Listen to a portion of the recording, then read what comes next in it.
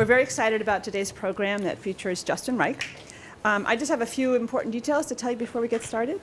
As you might have noticed, we're videotaping this event, and it will be posted publicly on the ODL web. So if you're uncomfortable with being in the video, just sit in the back row, and you'll be OK. We also would like to invite you to sign in on the clipboard going around. This gives us a chance to continue building community, and you'll also be automatically added to the xTalks mailing list. The schedule of xTalks coming up later this fall is on handouts that are dispersed throughout the room. There's also a list right here. And we have a new event that just got finalized today on November 29th, Why Old School is New School in Higher Ed, featuring Brandon Bustede, who is the Executive Director of Educational and Workforce Development at Gallup Poll. And he has some really interesting data, huge amount of data that he's gathered from recent college grads about long-term career and life outcomes, and the results are, he says, quite surprising.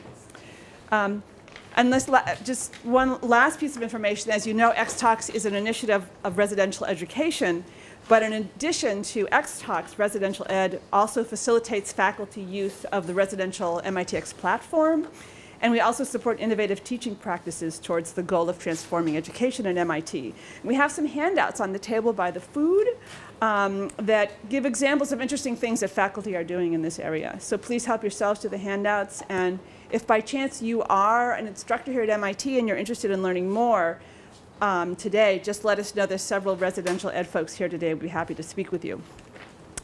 Lastly, I'm very excited to introduce our speaker today, Justin Reich, who will be talking about designing practice spaces for teaching. Dr. Reich is the Executive Director of the MIT Teaching Systems Lab. He's also a lecturer in the Scheller Teacher Education Program, and he is a co-founder of the EdTech Teacher, a professional learning consultancy. So please join me in a very warm welcome to Justin Reich. Nice to see you all. Thank you all for coming. You probably won't be surprised in a talk called Playful Rehearsals that the first thing we'll do is play a game. So you'll do some work first, and then I'll do some work. Here's the way the game works. You all have been hired as consultants to help build a new high school.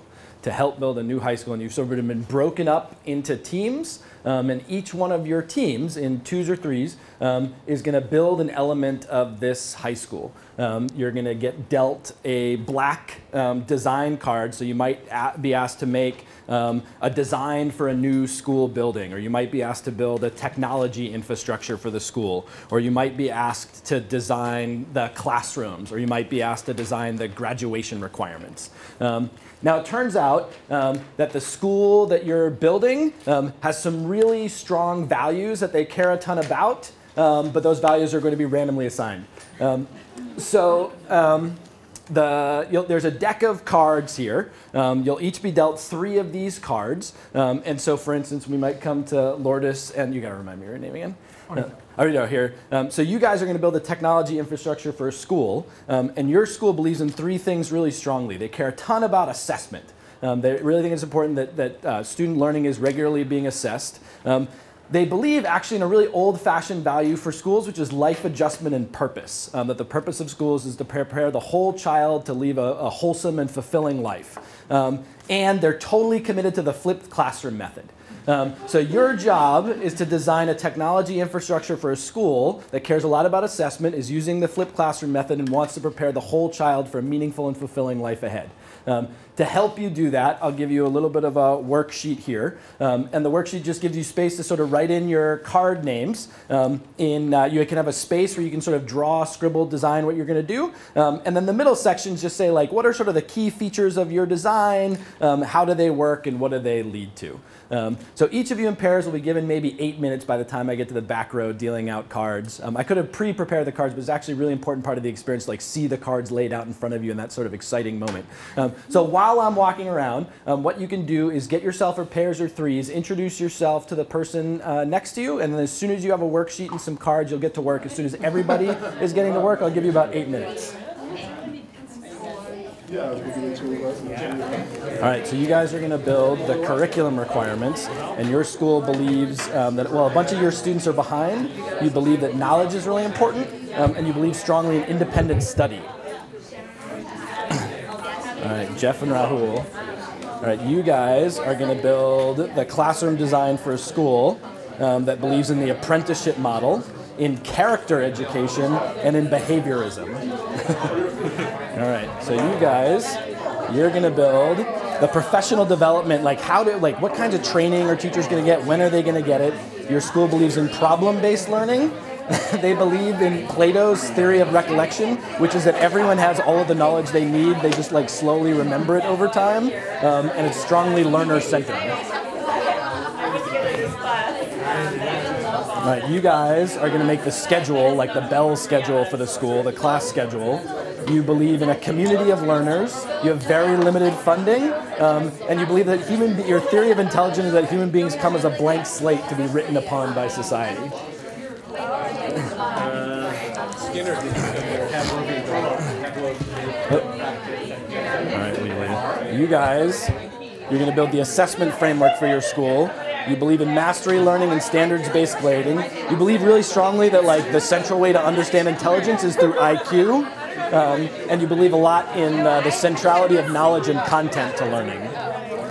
So how would you assess students in that? All right, you guys, group of three here? That's good. You got a ringer if you got Murad here. You're going to design the extracurricular offerings for a school that cares a ton about achievement and test scores, believes in sort of intelligence theory of multiple intelligences, and believes a lot in online learning. So what kinds of extracurriculars would that school need? All right, team. You guys are going to build the school building for a school that believes in being strongly learner-centered. You believe that people learn by forming online networks of people with resources and people. And you believe really strongly in preparing people for college. Those are your goals. I got to get you some more cards.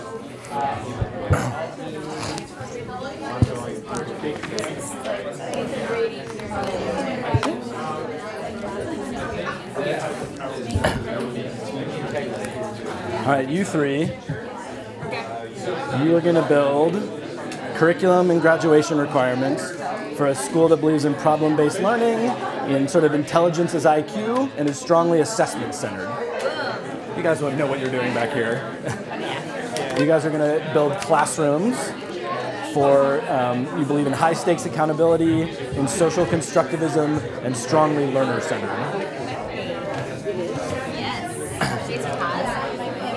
All right, your team. You're going to build the professional development structures, like what kind of teacher learning takes place. You believe in an ancient theory from Plato called the theory of recollection, which is that people are born knowing everything they need to know, but it slowly unfolds over time. In hybrid online learning, and you believe that schools are the bulwark of democracy, so civic education is incredibly important to you.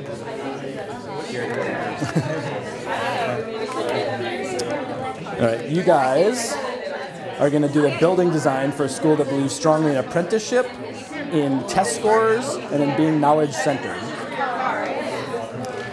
All right. You've got about 7 minutes. About 7 minutes.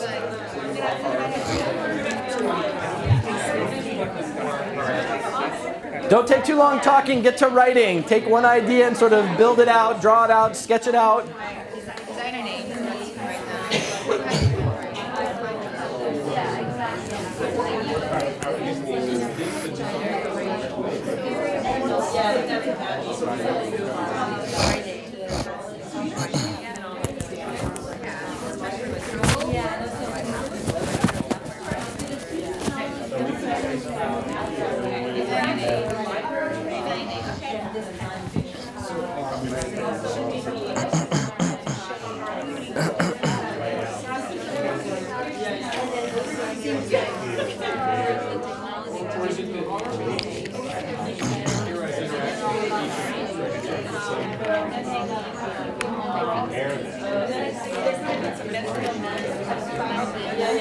Take about 4 more minutes. Make sure you're writing down your thoughts, sketching things out.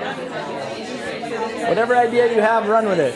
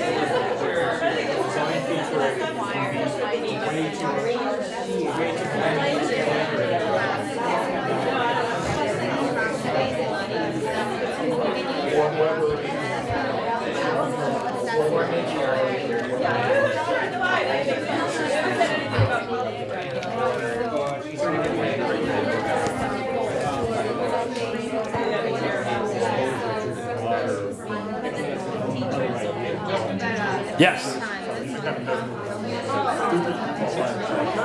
Is this a design feature? I'm not sure quite. No, these are so you're going to make a classroom. So like, what are the different pieces you're going to put in your classroom? So this would be like, oh, we're going to have pods, or like everyone, like there's going to be 4 staircases in the classroom that people run up and down all day, or. I mean, for classroom design, another nice thing to do is just draw the classroom. Take 2 more minutes. Be sure you've sketched some things out, drawn some things out. Take 2 more minutes. Get your ideas on paper. Whatever you've done is perfect.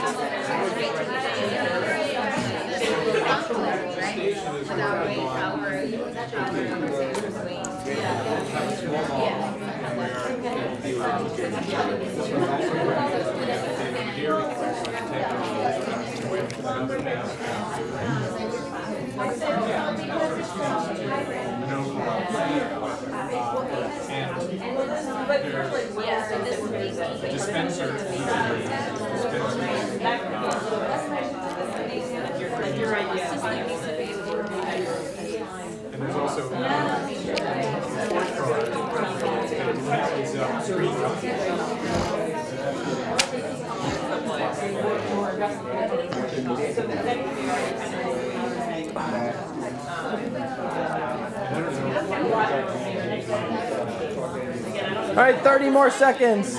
30 more seconds.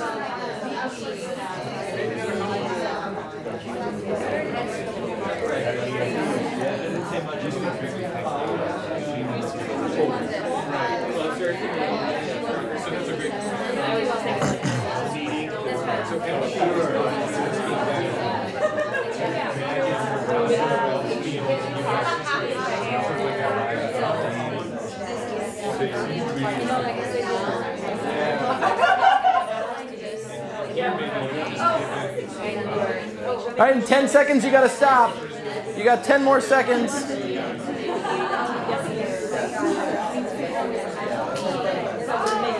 Okay, come on back. Come on back. Good work. Whatever you did was perfect. Whatever you did was exactly right. It was exactly what you were supposed to do. All right, is there one brave group that would share a little bit about what they designed? Can you tell us a little bit about what you ended up building? Whatever you did was perfect, so you don't have to worry about getting wrong. Sure. Awesome, right here in the middle. So I guess should we tell you guys what we had Yeah. to work with? Okay. So we had to come up with extracurricular offerings that are rooted in achievement. So they really care about scores or like assessments, I guess, and multiple intelligences, and then also hybrid/online learning. Great. So we decided to come up with this like, I guess, online-based, collaborative, cross-cultural project that the students are paired with a sister school or something elsewhere in the world. Two of the ideas for how to make this interesting for them is either one, maybe have it be like where they have a year-long project that they work on with the other student on the other side of the world. They get to choose their area of focus, so they get to choose which intelligence area they would like to work on. And by the end of the year, they present the project. Another idea is that they could perhaps participate in like a hackathon, a regional hackathon, something like that together. That way they have something to work for, and at the end they have some results. But again, they kind of get to choose what they work on. Very cool. Give him a hand. That was awesome. Really good. Really good. Yeah, you guys are hired. Did anybody have a trio of cards that they were like, these do not fit together at all? Like, these make absolutely no sense. What did you guys have? We had a professional development experience that begins with theory of recollection, which is basically, you said, summarize it as you already know everything you need to know. It's just slowly remembering it over your lifetime.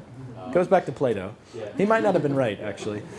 Learner-centered, so you get to construct your own meanings. So this is sounding pretty squishy. Yeah, yeah. But then it's problem-based learning. Okay. Yeah, all right. Well, maybe you do these problems and somehow in a learner-centered way they unfold before you. Did anybody have 3 cards who were like, oh, these totally make sense. These fit really well. 3 cards that fit really well together? Anybody? What did you guys have? Yeah, we had, we're trying to come up with a schedule, and we have limited funding, and we want to make a community of learners, and we have the value of tabula rasa.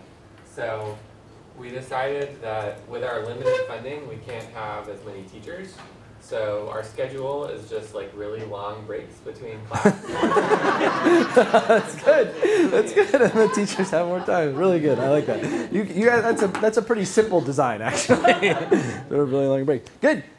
So this is a game that we developed. And the target audience for it was, there are 2 introduction education courses at MIT, 11-124 and 11-125. 11-124 begins with a unit on education history and policy. At the end of 1 year, during a sort of year-long feedback, there was a student who raised her hand and was like, I'm so glad that there was a bunch of stuff that came after that unit on education history and policy and feedback, because that was totally depressing. And then like 8 other kids raised their hand and was like, yeah, it was totally depressing. That was terrible. Like, intellectually, that's actually not an unreasonable reaction to the last 20 years of education history and policy to feel defeated, but it's not actually the optimal outcome for students in one of our classes. So we're trying to think to ourselves, like, how could we create an experience where students engage the same ideas about education history and policy, but leave with a sense of optimism and hope, and actually design is a great way of tackling big questions through a kind of optimistic, positive mechanism. So we developed this game called Committee of N. You guys played sort of the first round of it. You didn't do the pre-round, which is that actually if you were playing this game in class, we'd sort of tell you what the cards were beforehand, and actually a bunch of the work that we do in class sort of builds up to being able to understand what's on the deck of cards. Some of the things, so for instance, all of the orange cards basically come from this book that we read together by Patricia Graham called Schooling America. So if you've read the book and discussed the book Schooling America, you should be pretty much all set with the orange cards. The other ones are things that we either give people some supports to or some time to study and make sense of themselves. But the game sort of then provides some kind of a structure, some encouragement, motivation to do some learning. Then you would build these kinds of design elements together. You would come to the sort of recognition that some of these ideas in education fit really nicely with one another and some of them don't align so well. The next phase of this game actually would be to put you all in teams with other people. You would make sort of 8 or 9 of these different features, put you in teams, and then have you sort of negotiate with each other sort of which features to put together to make an entire school. And then you and your group of 4 or 5 other pairs would pitch that school to some kind of sort of school committee judges, and there'd be one final school that was selected. So the next thing you'd have to figure out is how to make these different elements fit with one another. The main, in addition to sort of learning the particular features, the sort of main underlying heuristic that we hope students walk away from is the idea that for many young teachers entering schools, the things that they see in schools look as if they're fixed and immutable, look as if they've been there forever. Like, of course, these desks are in rows with chairs behind them. There have always been desks in rows with chairs behind them, but there haven't. There were human beings who had a set of values at one point in time and represented those values in their design decisions. And in fact, if we like those values now, we can keep using their design decisions. And if we don't like their values, we can make new designs. Some things take a long time to change. So in Massachusetts, you're stuck with a building design for about 75 or 100 years. Other things like your extracurricular offerings, like if you wanted to start some new ones next semester, you might be able to. So things sort of have different levels of variability. And of course, when we change only parts of the design elements of schools and not all of them, that leads to all kinds of conflicts. You can go to lots of schools in this country that are trying to do project-based learning in classrooms that were designed for different theories of what high-quality learning looked like. And so you run into these kinds of intersections. One of the huge advantages that new schools have, that places like charter schools have, is they can say, we're only going to hire people who believe in the same cards. And everything we do for the first 10 years of this school is going to be organized around these same 5 or 6 cards. And they can achieve a level of coherence that's harder for existing schools that have longer histories to be able to achieve. So we found the kind of assessment at the end of this game exercise is for students to write a letter to their future selves about the kind of school they would like to look at. But then some other assessment data that we collected is that we found that over the course of a whole semester, students continue returning to this heuristic unprompted throughout their time in the course. So on final essays for the class, they'll talk about things like the values cards that are underneath this design decision in school or this feature of school, which gives us some evidence that the gameplay has given them a lens through which to interrogate the kinds of experiences they have as they're going into schools and studying them and making sense of them. So there's one deep dive into one thing we're doing. So a reasonable thing to ask at this point is like, who are you and why are you here and why are we doing this together? So I can step back and answer that. So my name's Justin Reich. I'm the executive director of the Teaching Systems Lab. We're a lab here that's sort of halfway between the Scheller Teacher Education Program and the Office of Digital Learning. We investigate the complex, technology-rich classrooms of the future and the systems that we need to help educators thrive in those settings. We have support from all kinds of organizations. Probably the most important one is the Woodrow Wilson National Fellowship Foundation, which is creating this new graduate school of education called the Woodrow Wilson Academy of Teaching and Learning. And some of our colleagues from Woodrow Wilson are here now. So they gave us a bunch of resources to help sort of be an incubator for their graduate school, which will be an independent, granting its own degree, granting its own licenses, school here in Cambridge. And a bunch of what we're interested in doing is trying to build things that support their work, and then there are other folks who help us out with these things as well. There's three kinds of things that we do, and I'll focus on one of them. So one of the things that we study are the intersections between online learning and teacher education. What kinds of online spaces can we create that help teachers do their jobs better? There's two MOOCs that we have forthcoming this spring. One's with me and Peter Senge called Launching Innovation in Schools, and the second one's called Design Thinking for Leading and Learning. So if you know educators, particularly school leaders who might be interested in those courses, spread the good word. One of the things that we say is MIT is a great place to see the future first. And then to imagine the K-12 systems that would prepare people for that future. So one of the, part of what we do with the funding from Woodrow Wilson is do a series of teaching and learning innovation grants. So grants that we give to other folks in the MIT community to help do awesome work.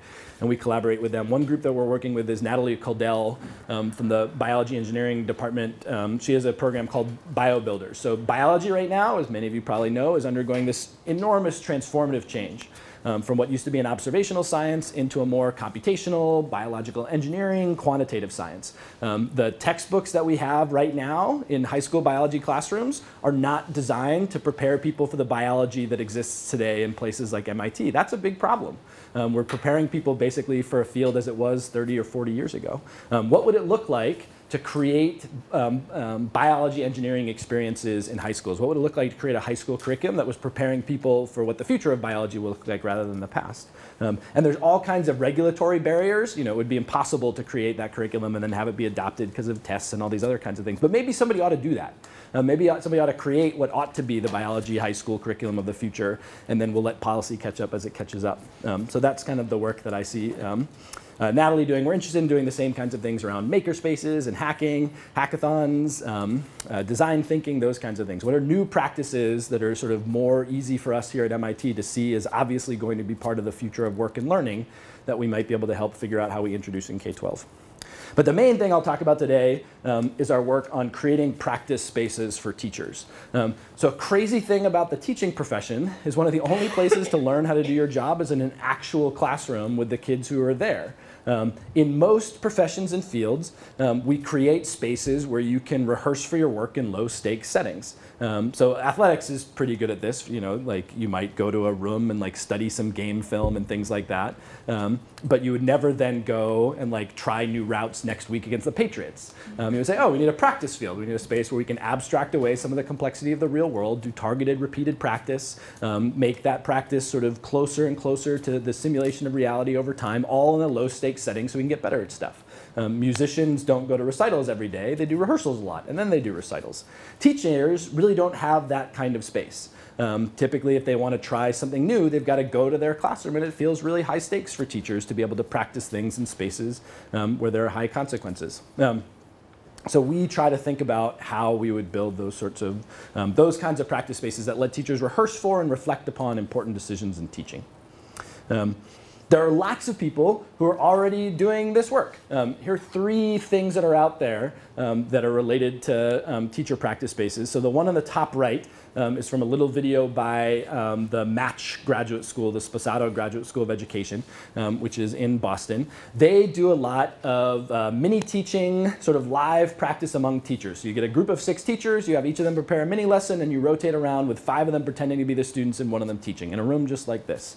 The one on the left is there are a couple of folks in the country who are, have taken medical models of clinical practice settings and brought them into education. And literally, in fact, like Liz Self would take her teacher education students to the Vanderbilt University Medical School clinical simulation room that has a bunch of video cameras and things like that, and put students through a scenario where there's a 15-year-old African-American boy who's an actor. And he's been trained around a scenario where in 5th period, the teacher asked this boy to be quiet, and he grabs his backpack, storms out of the room. So the teacher brings him back in 6th period, and then sort of the simulation starts. And about a minute or 2 in the simulation, the boy actor says, look, you just called me out because you're racist. And all of these teachers, who are mostly young, white, affluent women teachers at Vanderbilt go, and then over the next 18 minutes have to sort of work out how they have that conversation with students. And it's filmed, and they have debriefs afterwards, and they get all kinds of feedback. There's another program that's actually very similar to that called Immersion. Immersion is basically a kind of digital puppet environment. So you creates a classroom environment where there's an interactor. So a guy who's been trained sort of like that actor, except instead of doing it live, he has like an Xbox controller that sort of, and like a voice modulator that controls all the actors on the screen. And then teachers go and they stand in front of a screen and an Xbox Connect so they can move their hands and people can watch them and things like that. And it creates these sort of virtual interactions. So there's a lot of work that's already being done in this space. Some of the things that we get interested in are a lot of these models require synchronizing people in the same room at the same space to do this work. And what would be something, and one of the challenges of that is that it's enormously expensive. The thing which is most expensive is people's time. So what would be some practice spaces we could create that might eventually lead towards being online, mobile, asynchronous, in part because the Woodrow Wilson Academy, who's our main sponsor on this work, is really interested in sort of blended learning environments where people can do a lot of their learning online, asynchronously, not tied to time. So there's 5, so one of the things that inspires us in doing this work are games. So games and simulations are really useful models for us for practice spaces. And one of the ways that we help people think about this work is there's a very famous game designer named Sid Meier. He made games called Civilization and Pirates and some other ones that are pretty well known. And his line, which games are a series of interesting decisions. So why would you find a game fun? Why would you find a game engaging? Why would you play it a lot? Well, you're probably making a bunch of decisions. Here's 3 characteristics of those decisions. The first is that there are trade-offs. So when you move your rook, you can't move your queen. When you move your bishop, you can't move your knight. There's some choice that you're making about how you allocate your resources, your time, and that makes those decisions compelling. The second piece is that games engage your identity in some way. So either literally you go into a game space to sort of take on another identity, but even when it doesn't necessarily seem like you're taking on another identity, in chess we think of ourselves as aggressive players or risky players or defensive players or cautious players. There's kind of a reflection of ourselves and the choices that we make in games. And then the decisions that we make in games have consequences for other people. That's part of what makes game compelling is when I move my rook here, your pawn disappears. And that makes you feel something, and that makes me feel something. Teaching decisions have these 3 same characteristics. So teachers are constantly making trade-offs. They're making trade-offs. Most of the trade-offs that feel most urgent are around time. I can only allocate so many minutes to this and not to that. I can only give this much attention to all of the students or this one particular student. Constantly trying to figure out how with the limited resources we have, we allocate them to optimize student learning for a whole group of people. The teacher's identity is deeply implicated in the kind of teaching that they do. How they think about their work is implicated in the decisions they make. And then the consequences for other people are enormous. So we don't necessarily make games. Some of the things we make are pretty darn close to games. Others of them are experiences which are informed by some of these principles of game design of what makes things compelling. And part of the reason why we think this will work is that there's good alignment between the kinds of decisions that we make that are engaging in games and the kinds of decisions that teachers end up making day to day. One of the best ways to understand teaching, and my pre-service teachers sort of never believed me about this at the beginning of class, is that when you start, teaching is a long period of planning, and then there's this sort of live exercise that requires lots and lots of improvisational decisions. Teachers make 100 improvisational decisions every couple of minutes in class. And my pre-service, when kids come into our introduction to education class, they usually start by saying like, nah, they just like have to explain things clearly. And you go, no, actually teaching is a lot more complicated than that. So you've played one of the 5 practice-based projects that we're working on, and I'll tell you a little bit about the other 4. Just briefly, so the first one you played is, we call it Committee of N. Some of you may remember from your education history, if you ever did it, a famous group just after World War II called the Committee of 10 that was led by Harvard President Charles Eliot, who basically decided the American high school curriculum.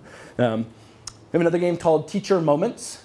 Teacher Moments immerses teachers in vignettes of classroom life that end in some kind of volatile moment of instruction and then gets people to rehearse for and practice for those particular moments. We have a game called Motivation Station, which is a little bit like an apples to apples clone. So people played apples to apples. I think they're sort of nouns and verbs that get paired with each other. And in this game, it's a series of situations that you come across and then a set of research-based principles for engaging student motivation. And you sort of pick like which of these research-based principles would be the best one for addressing that situation. And then you sort of argue over and enact them. We have another sort of suite of games called Eliciting Learner Knowledge. The idea of eliciting learner knowledge is that one of the challenges of teaching is that within any classroom, there's a distribution of conceptions and misconceptions about any given topic. And part of what teachers do is try to surface those conceptions and misconceptions and figure out what those distributions look like even before they then go to the next step of figuring out how to address them. So eliciting learner knowledge is about thinking about understanding the kinds of conceptions and misconceptions that students would have in a given disciplinary area, like Mendelian genetics or the seasons in geoscience or dividing fractions, and then figuring out different strategies for addressing them. And then another game we're working on is called Baldr Math. So it's based a little bit on Balderdash or the Wait, Wait, Don't Tell Me News quiz, but it's for learning fractions. So basically there are 4 students, one of whom is assigned to be the real student, and they actually have a real piece of student work that's wrong that they copy into their own hand, and then they come up with an explanation for what the student was thinking to get at the wrong answer. The other 3 players of the game just make up a wrong answer and then make up student thinking, and there's a judge who has to guess sort of which of these 4 is the real wrong student. And it's extremely satisfying when you trick the judge, and it's extremely satisfying when you represent it correctly. And the whole game is really based around getting people to think closely about when you look at student work, what are the details in that work, what exactly are students doing, and how can we make inferences about what students know based on the details of what they're doing. Let me tell you a little bit about how we do this work. So we follow a process that we call design-based research. And the core idea of design-based research is that we want to build things that are informed by what we know from learning science and teacher education research. But instead of having grand plans and working on things for years and years and making a final product and hoping it works, we try to build sort of the smallest possible version of something, get it in front of people and test it, refine it, reshape the ideas, make a little bit better version, get another version in front of people. Oh, I should have written this down. But at the Acton Discovery Museum, they have a great quote on the wall, which is something like, if you want to build a robot that works, first build a robot that doesn't work, and then start fixing it. And that, I would say, is one of the ways to summarize design-based research. So a lot of what we do is we build games that are broken and not very fun, and then we play them a lot until they become less broken and then ultimately fun. So our process begins, first we do work in construct mapping. So we think like, what is it that we want people to be able to perform? And what are the characteristics of a teacher that's performing that really well? How do we clarify what really high quality work looks like in this domain so that we can think about what kinds of experiences bring people towards that state? We build little prototypes of things. We do a ton of internal testing. Dan Roy is one of our game developers. He was telling me that on the Elk project now, they're playing the game every single day. Every single day they make some tweak of the game, they change the rules, they play a version of it again. Every single day they do that. Not all of our teams do that, but it might be a good idea. We've sort of committed that every 2 months we invite teachers, teacher educators, and pre-service teachers to come to our lab for a testing event. The next one's going to be on December 7th. You're all welcome to join us for that. And we take broken games and we, in exchange for dinner, which we'll feed you, you will play a bunch of broken games with us and give us some feedback on how they're working. Ultimately, when products are working well enough, we put them into the field. So Committee of N is an example of one that we did field testing on. We put it into 11.124, got feedback that way. We're working with, eventually a bunch of our things will be field tested in the Woodrow Wilson Academy of Teaching and Learning. We just talked with some folks at the University of Virginia School of Education that want to field test Committee of N in one of their classes this spring and some other places. And then if things end up working really well, then we hope that we can, in a more stable state, have them do some efficacy trials around them. So, but here's what it looks like. So, a lot of our, we have a bias towards building things on paper rather than building them on computers. So paper is super cheap. You can rip it up really easily. You can iterate it on it really quickly. And so a lot of our things sort of begin as analog and paper prototype kinds of things, and then we invite people in, and they give us ideas, and we feed them food, and they play our games. I should have swapped this for the December 7th slide, but that's the next one. Teachers come in, they give us feedback, and things get better. Along the way, as we go through this process, we collect different kinds of evidence that guide our design decisions. So the thing that we really care about is that we're changing student life outcomes. I mean, anyone who's doing education research, the only reason for doing it is that ultimately at the far end of this, students go off and have better lives because their kindergarten teacher was better prepared and created some kind of experience that prepared them to do better. It turns out that trying to do design based on feedback from cycles of collecting data about student life outcomes would take a long time. So actually, when we're first building things, we just ask people what they think of them. We just say, how's this working for you? Like, what seemed to be fun? What would you recommend we would do differently? What kinds of learning do you think were happening? A lot of our early data is just the subjective impressions of the people who are participating in the learning experience. We look a lot at the artifacts that they collect during the learning experience. So if you all were being, if we were field testing with you all here, we would grab all of these sheets of paper that you've just created and said, okay, like what kinds of thinking does it seem like these people are doing? Does that kind of thinking seem to align with what we talked about in our construct mapping of the kind of thinking or practice we want them to be doing? In some of our games, we think about building near transfer tasks. So in Baldr Math, that one's a pretty easy one. We have these near transfer tasks, which are teacher candidates doing grading of student homework assignments. So the thing that we want them to do better at is giving better feedback on student work because they've played this game. So we have them grade a few homework assignments, play the game, and then grade a few more homework assignments, and hopefully we can see the second time through that they're more attentive to certain kinds of details that the game is meant to make them be attentive to. And then ultimately, with the kinds of things we're doing, we want to be able to see that the people who play our games, the teachers who play our games, can go in the field and engage in their practice differently. But again, we sort of wait to do that kind of research until we are guided by things that are easier and faster to collect, and we can do sharper design cycles around. And in most of our work, we've sort of gotten here with most things. Somewhere between lab testing and field testing our work, and most of our research is still sort of based around the kind of subjective impressionistic data. And when things get more firmed up in a year or two, then we'll try to move beyond that. Here's a second project that we'll talk about, and maybe we'll all sort of play it together given the amount of time we have. So Teacher Moments is a game or a simulation where we try to immerse people in stories of classroom life. And those stories of classroom life end in some kind of volatile moment of instruction, some moment where the teacher's called upon to make some sort of challenging decision. And then the system in some ways prompts people to respond to that, either writing some text or saying something recorded audio, or eventually kind of drawing or sketching other kinds of things. So here's what it looks like. All of our things start as sort of broken-looking prototypes. Here's one of them. So Teacher Moments, this is all about, let me see if I can get it to,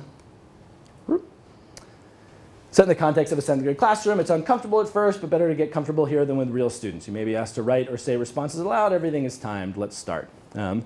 You're introduced a game related to photosynthesis and have pairs of 2 working on a game. Maya is paired with Kevin, and she asks, how are we getting graded on this? You tell her that will be no grade for either completion or participation. Why are we doing this then, she asks. So here's a little bit about Maya, sort of where she's from. And then there's a prompt here which says, speak directly to the student. Like, what exactly would you say to that student in that moment? Here we'll ask you to type it out. There's a little timer here. There's actually nothing that happens if you take a really long time, but it's meant to kind of provoke you to say, like, actually don't think about this a whole lot. Like, right, like, what are you going to say to the student? Like, so we're not getting graded. Why am I doing this at all? I don't know, I guess.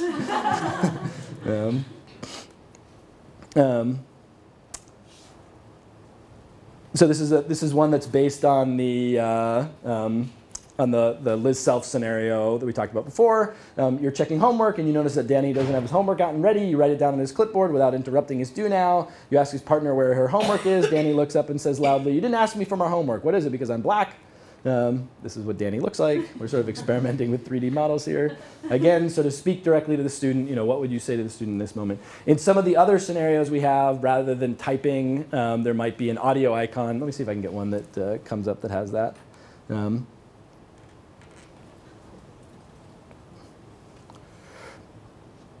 This is awesome. We just sort of, OK, good. So during a lesson on the rug, you're engaging the class in a read aloud. Students are clearly engaged. However, you soon notice Sheena in the back of the room writing all over her desk, not seeing and paying attention.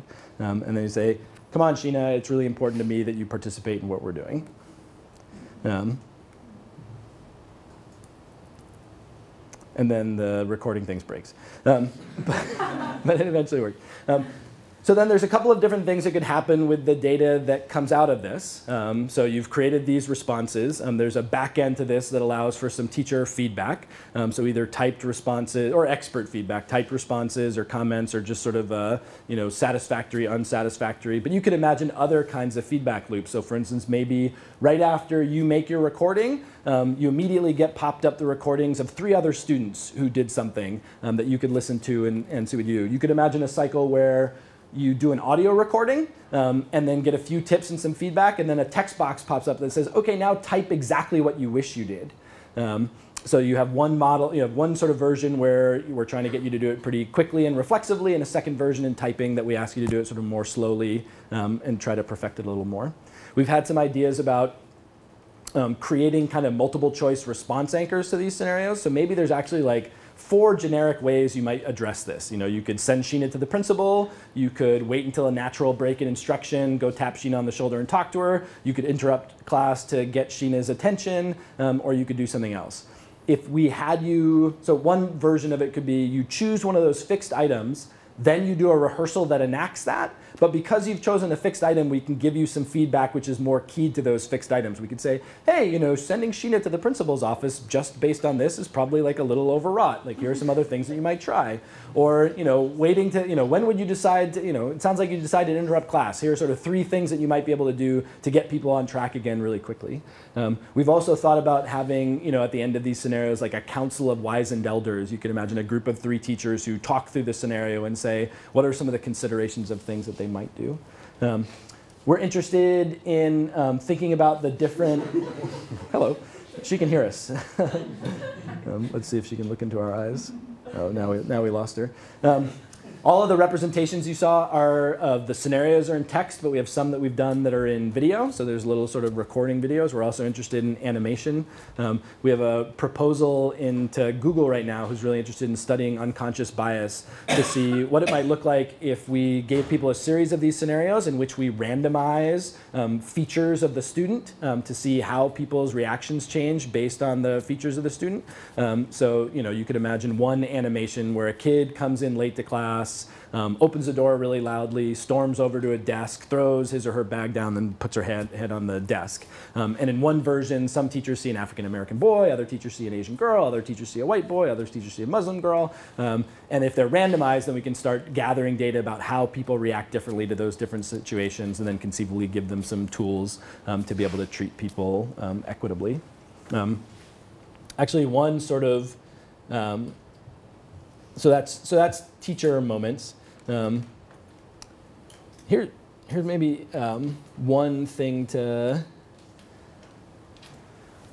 one other way to think about some of this work is that in teacher education, and probably, so we think about this work in teacher education, but we could imagine it serving different kinds of professions much more broadly. So the closest ones would be the other helping professions, social work, nursing, the clergy, things like that. But broadly speaking in online learning, one of our challenges is that there's lots of kinds of complex performances that we hope that we can help people get better at, especially performances that are sort of social in nature, where our online toolkit right now doesn't have us a lot of resources that would help us let people practice or be assessed in those spaces. So broadly speaking, if you have no interest at all in teacher education, hopefully some of this work could be tied to other kinds of things that are happening in entrepreneurship and professionalism and management or other kinds of things like that. Like how do we get people to rehearse for and reflect on those important decisions? One challenging question that we ask a lot in teacher education is how situated is really good teaching? To what extent is really good teaching contingent on the particular moment that you're in? Like how much does teaching depend on the particular school you're in, the particular classroom you're in, the particular curriculum you're teaching, the sort of moment-to-moment your interactions that you're having, and how much of it is actually like good teachers for the most part do the same things in similar circumstances, that there's actually sort of a codified set of practices that we could teach people, and if they did them well, they would do well. There's a big debate in teacher education about sort of which of those two approaches is most likely to lead to good teaching. If you were to look at a lot of the sort of games and simulations that we've created, a lot of them, at least you know, these kinds of teacher moments can't let people rehearse for 20 or 40 or 60 interactions. It has them rehearse for kind of 1 or 2 rounds of interactions. Like, here's the setup, what are you going to do there? One thought that we have is that even in really complex interactions, parts of them are simpler. So actually, even though a conversation with a student who's really upset with you might go in 60 different directions, it may be that there's actually like 3 or 4 good ways to start a conversation with a student who's really upset. Liz Self, who does these simulations with the African-American boy who's an actor, says there's a zillion ways that teachers engage in that scenario, but actually just about everyone who does a really good job, one thing they do in common is that they lean in through their discomfort and really listen to the student. That's really hard to resolve that scenario well. There's lots of ways of doing it, but if that's not one sort of pathway that you go through, then you're unlikely to be super successful. So one of the questions that we have in our work is even if you believe that teaching is really situated, really particular to the circumstances that you're in, are there certain kinds of interactions or certain kinds of practices, maybe that have more to do with the left side of the, you know, conversation trees get more complicated the deeper you get into them, but maybe the starting points of them are simpler, and those would be the kinds of things that we would be able to use technology to rehearse for and practice for, but then ultimately there's sort of more complex circumstances to address. If you know, so here's my sort of urgency for the day around this, which is that there's all kinds of reports over the last 24 hours that there are really horrible things that are happening in America's schools right now.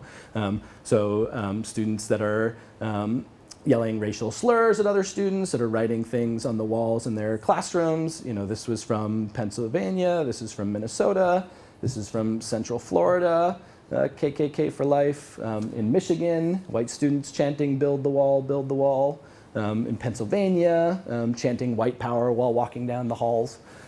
So it seems like, you know, now there's no way that a technology-mediated simulation, like in and of itself, is going to do a good job of preparing teachers for these circumstances. It probably would require, you know, longer, more systematic practice. But, you know, you could imagine that there are sort of moments where it's like, oh, maybe actually it would be good for a lot of teachers right now to be thinking like, if my student yells "build the wall" in class, like how am I going to respond to that? Like, would we want teachers to practice that a couple of times before they actually encounter it in their own classrooms?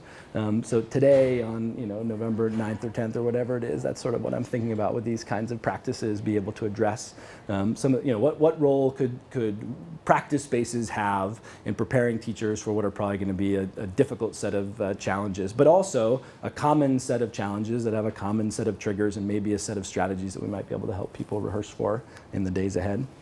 We're coming to the end of our time here. So I gave you sort of a briefing of some of the other games. Maybe the last thing to say, Baldr Math is a little bit different from the other projects that we have. Baldr Math is one of the things that we have that sort of feels most game-like, feels most playful, feels most fun. It also is the most different from what teachers actually do in classrooms. One of the things that we found is on the spectrum of sort of games to simulations, you could think of that as a sort of spectrum of authenticity to abstraction. The closer we get to having people do actually what they would be doing in teaching, the more that feels like just like a task that they have to do or a simulation. The things that are more abstract and more distal sort of feel more game-like to people. So one of the things that we're sort of trying to figure out is what are the kinds of things that are really good to build game principles around that feel more distant from teaching, but fun, playful, and in those fun, playful spaces let you develop capacities that you can then bring to things like simulations or the actual work of teaching, where things are less abstract. Ultimately, our hope is that all of these kinds of questions that we're wrestling with will be useful not only to teacher education, but to other folks who are trying to figure out in online hybrid ways how we prepare people in the professions to do complex social interactive work in using environments like online digital tools to be able to do that. So if people want to stick around and ask questions, I can tell you more about the kinds of, maybe the last thing to end with is sort of what do we think that we've learned doing this work from the first set of our play testing. And here may be 6 things that have been sort of useful insights to doing these kinds of things. One first-year teacher at the end of a play testing session said, this has really got me, all year I've been thinking, was that a good lesson or a bad lesson? And this got me thinking, was that a good 15 seconds of teaching or a bad 15 seconds of teaching? That we've gotten them to sort of narrow their grain size, less into sort of planning and overall execution and more into the individual decisions they make as teachers. A bunch of our games, games are really good at role-playing and taking on new identities. So a bunch of our games seem to be effective in getting people to empathize with students, especially students who have incomplete understanding of ideas. Teacher moments, teachers seem to be telling us that it feels like that they're doing effective rehearsal, that they feel like that they're sort of in the moment, but in a low-stakes kind of way. A couple of our games help people develop useful heuristics. So you played the game where, if we played it enough and if you learned what we hoped you would learning, you would leave with this idea that that school designs have value. And that you can unpack an environment that you're in by trying to guess what are the values that underlie those design decisions. Baldr Math has this heuristic, which is notice student work and pay attention to what people are thinking. There's some motivational aspects behind games that we think are interesting. One of the things we get out of committee event is it turns out that getting people to read a book on education history and policy is more motivating if there's a game that you can play afterwards in which you need to be able to use that book to make sense of it. And then one of the sort of hallmarks of our effective games are when we think that we can do about as well as what you would get through like an expert coaching session with a master teacher. So one of the things that we feel like maybe that we can complement or replace in some places might be, if we during a game like Baldr Math can get you to do good mathematical practices at looking at student work that normally people learn through expert coaching, then that's a sort of win for us. So those are sort of the ways that we're doing some of these kinds of things, a couple of the games that we're working with, and some of the things that we're learning from that. So thanks for hanging out and playing with us this afternoon, and I can hang out and answer questions for as long as people want, and then it's 4 o'clock, so people should go too as they need to go. So thanks.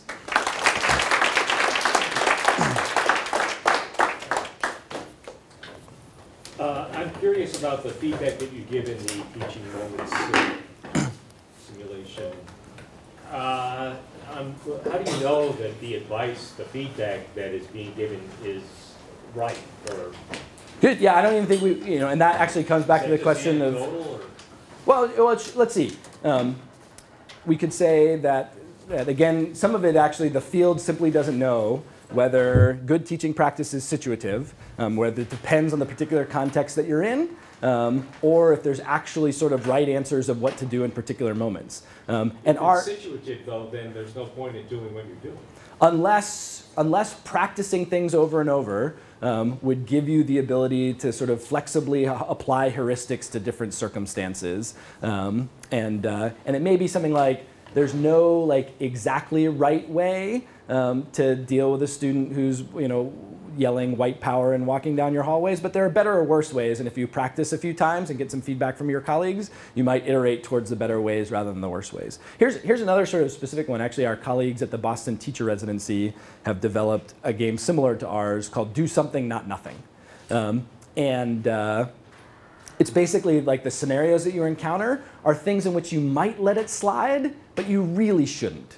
Now, exactly what you do is not totally clear, but the bias towards doing something sort of is baked into that. They even teach their students a line, which is something, their teacher candidates a line, which is something like, what happened just there made me pretty uncomfortable, and I'm not sure exactly what I want to do about it right now. So what we're going to do is we're going to keep teaching this lesson, but we're going to come back to this because what just happened wasn't okay.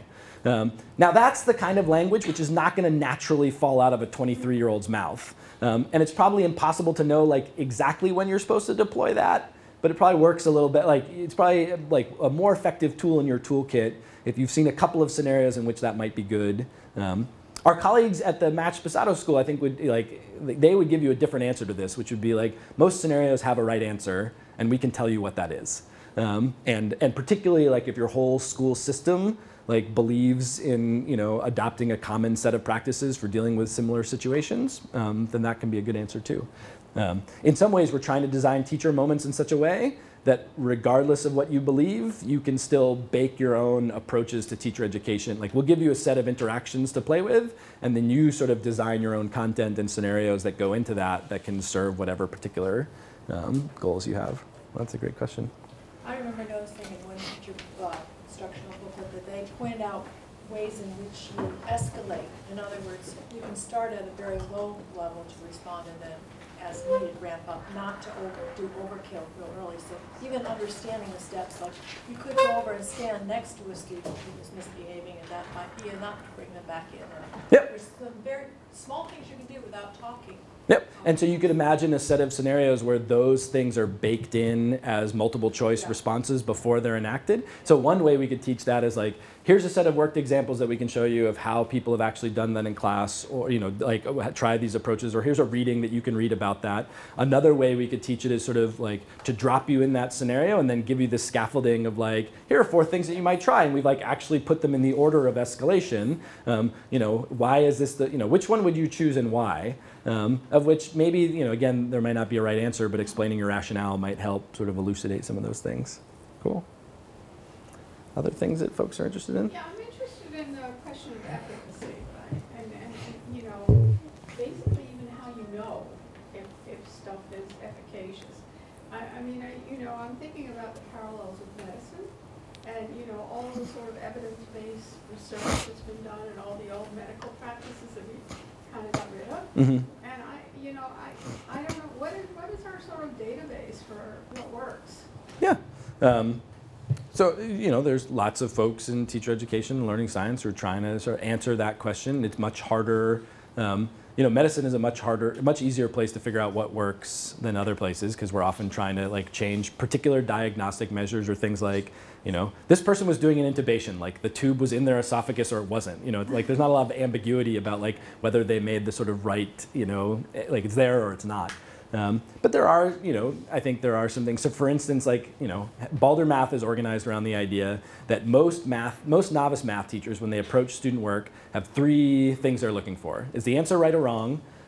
What do I know about the demographics and intelligence of this kid? And what can I think about the instruction that happened? And it turns out that those 3 things aren't super useful for diagnosing student work. What's super useful for diagnosing student work is noticing very carefully what a student does and making hypotheses about what they understand.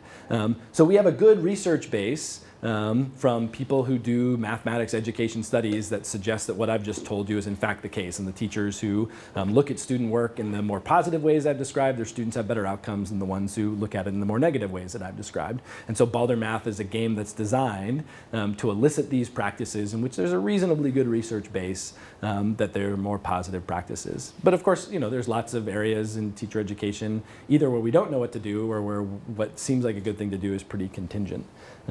So part of our job as game designers is to either make games in which those good ideas are baked into them from the beginning, or to make interaction spaces where people can sort of test different approaches to things and let people rehearse in different kinds of ways. Okay, I just wanted to throw in another thought on that, and that is that I think if you ask who was the teacher who changed your life, everybody has an answer to that, So, it's not that we don't internally have some ideas about, and I would say the student population are just, there now, they're just coming out, could be a fabulous source of feedback. Yep. So Yeah, no, that's probably, I mean, one thing I could have said about our design process, and part of the reason why we do these playtesting and things, all of our design is co-design with practicing teachers, with novice teachers, with other folks, is we're doing construct mapping. Part of what we're trying to do is say, like, well, what do you think good, what do we think good practice looks like? What does research think good practice look like? What do teachers in the field think like good teaching practice looks like? Sort of synthesizing those things together. Well, good. I will let folks know. If people want to stick around and ask me questions and hang out and chat for a while longer, that's great. But otherwise, have a wonderful afternoon, and thanks for visiting with us. If people are, yeah, I'll take them all back. If